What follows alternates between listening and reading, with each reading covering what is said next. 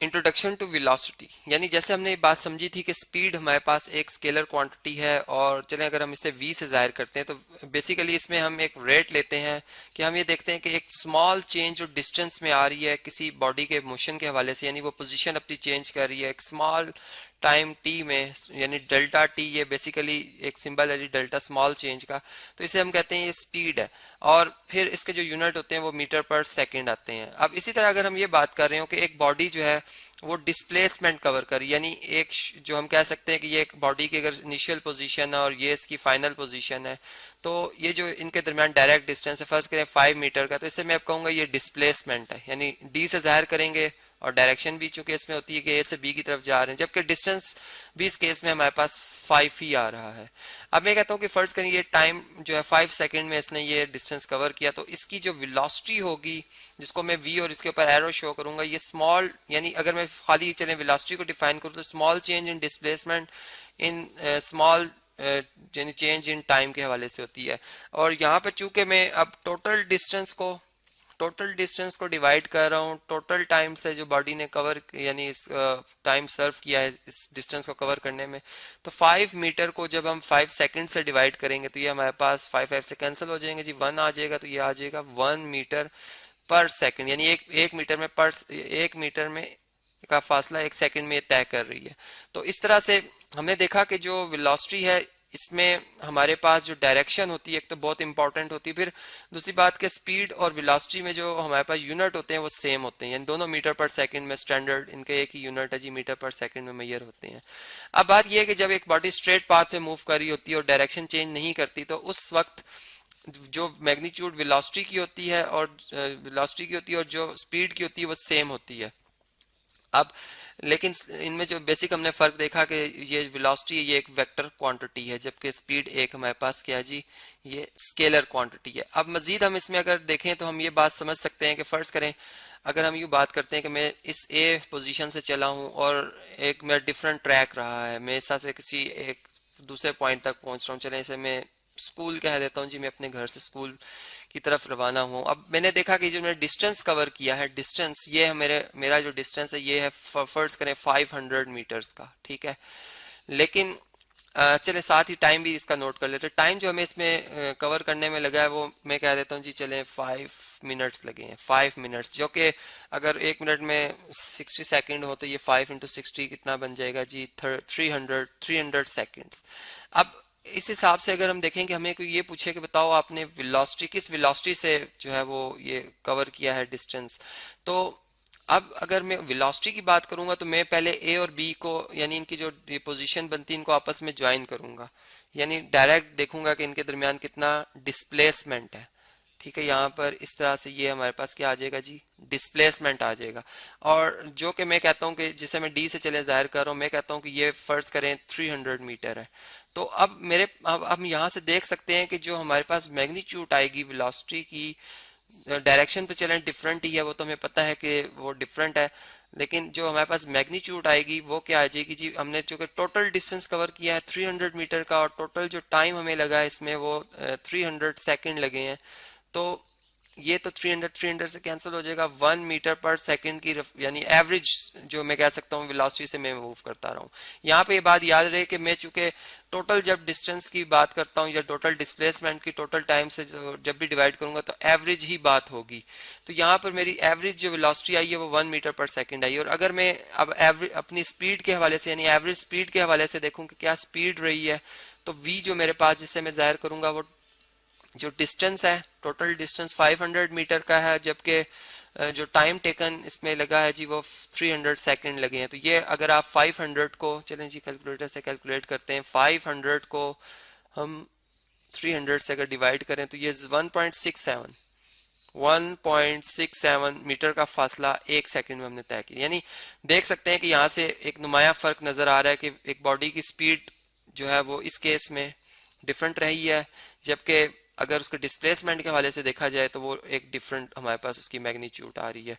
तो अब हम इस तरह से भी देखते हैं कि आया कि हमारे पास जैसे हमने यूनिफॉर्म स्पीड की बात की थी, तो क्या यूनिफॉर्म वेलोसिटी भी होती है,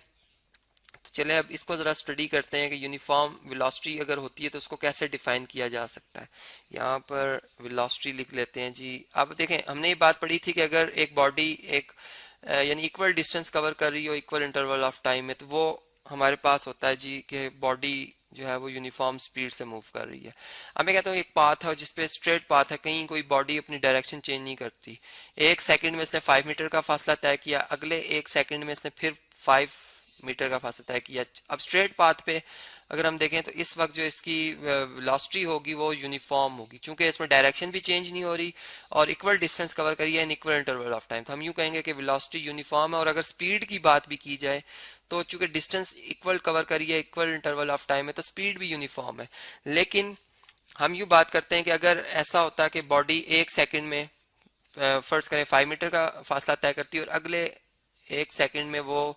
जो है वो 6 मीटर का फासला तय करती है और फिर उससे अगले एक सेकंड में वो फर्ज करें कि 9 मीटर का फासला तय करी, तो ये अब हम कहेंगे कि ये जो वेलोसिटी इस टाइप की होगी, इसे हम कहेंगे कि ये वेरिएबल वेलोसिटी है। यानी यहाँ पर स्पीड भी वेरिएबल है और वेलोसिटी भी क्या है जी, वेरिएबल वेलोसिटी है। तो स्ट्रेट पाथ के केस में तो हमने देखा कि वेलोसिटी और जो हमारे पास यानी स्पीड कह सकते हैं वो दोनों ही एक जैसी प्रॉपर्टीज रखती हैं। लेकिन अगर हम एक ऐसा ट्रैक ले लेते हैं जैसे एक सर्कुलर ट्रैक है, फर्ज करें एक बॉडी एक सर्कुलर ट्रैक में मूव कर रही है इस तरह से इस तरह से इस तरह से, तो अब अगर हम यूं ऑब्जर्व कर रहे हैं कि बॉडी इक्वल डिस्टेंस कवर कर रही है, यानी यहाँ से लेके यहाँ तक इक्वल डिस्टेंस ने कवर किया है एक सेकंड में, यहाँ से यहाँ भी उतना ही डिस्टेंस कवर किया एक सेकंड में यहाँ भी, तो हम कहेंगे ये जो इसकी इस वक्त स्पीड है वो यूनिफॉर्म है। स्पीड क्या है जी, स्पीड है जी इसकी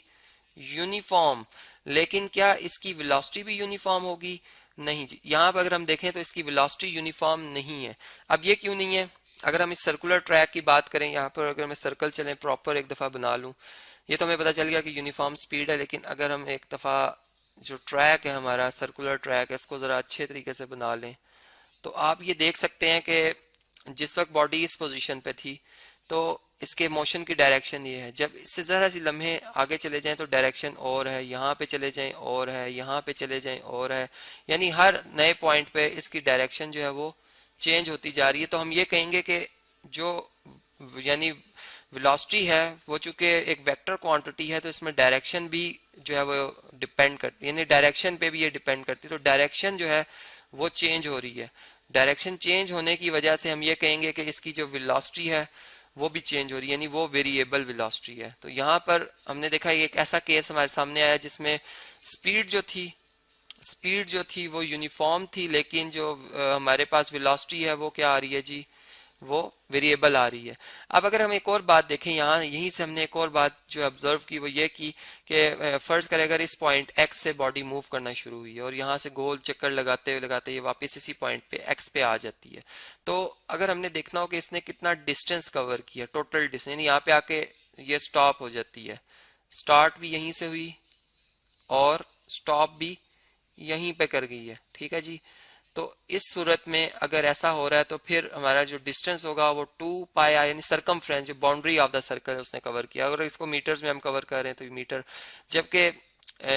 जो इसका डिस्प्लेसमेंट होगा जिसे मैं डी से जाहिर करूंगा वो इसने कितना कवर किया होगा, यानी इनिशियल पोजीशन और फाइनल पोजीशन एक ही जगह पर है, तो वो 0 मीटर कवर किया। अब जितना भी टाइम इसने सर्व किया, अगर मैं एक एवरेज वेलोसिटी या एवरेज स्पीड की बात करूं तो इस लम्हे यानी या इस वक्त जो हम एक केस आया हमारे सामने, तो इसमें जो वेलोसिटी है उसकी अगर मैग्नीट्यूड, एवरेज वेलोसिटी की अगर मैग्नीट्यूड ली जाए तो वो 0 आ जाएगी, चूंकि डिस्प्लेसमेंट 0 है तो 0 मीटर पर सेकंड। जबकि एवरेज अगर स्पीड की बात की जाए तो हमारे पास वो 2 पाई आर ओवर टी जो टाइम लगेगा वो मीटर पर सेकंड के हिसाब से हमारे पास उसकी जो है वो वैल्यू आ जाएगी। तो इस तरह से हमने देखा कि इनमें जो एक और जगह पर जो एक नुमाया फर्क है वो नजर आ रहा है। फिर दूसरी बात कि यहीं से हम एक और डेफिनेशन देखते हैं इंस्टेंटेनियस स्पीड और वेलोसिटी की, यानी जो कि हायर लेवल्स पे पढ़ी जाती हैं, लेकिन अगर हम इसका थोड़ा बहुत आइडिया ले लें, इंस्टेंटेनियस वेलोसिटी ये क्या होती है जी। अगर मैं यूं बात करूं कि एक छोटे से डिस्प्लेसमेंट को कवर करने में, छोटा सा डिस्प्लेसमेंट है जी, डिस्प्लेसमेंट है जो कि बहुत छोटे टाइम में, यानी एक टाइम के 1,000वें पार्ट या 10,000वें पार्ट में जो बॉडी ने कवर किया होगा। इसमें जो ये वेलोसिटी आएगी इसे हम कहेंगे इंस्टेंटेनियस वेलोसिटी, और इसी तरह जो स्पीड आएगी, जो डिस्प्लेसमेंट छोटा सा कवर किया होगा छोटे से टाइम में, उसे हम इंस्टेंटेनियस स्पीड कहेंगे। तो ये भी हम पढ़ते हैं जी हायर लेवल्स पर, जो कि फिर एक एक्यूरेसी की तरफ हम जाते हैं।